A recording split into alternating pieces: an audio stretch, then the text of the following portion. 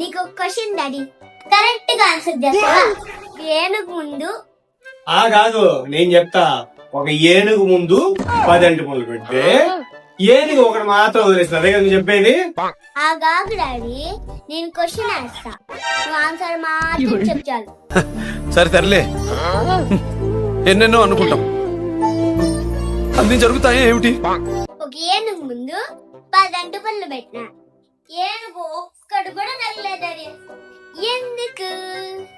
అరే రే పెద్ద సమస్య వచ్చి పడిందే.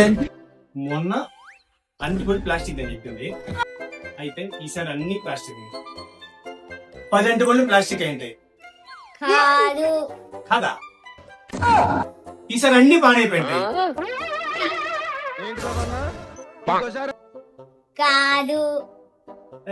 నువ్వే చెప్పమా ఏదో ఒకటి.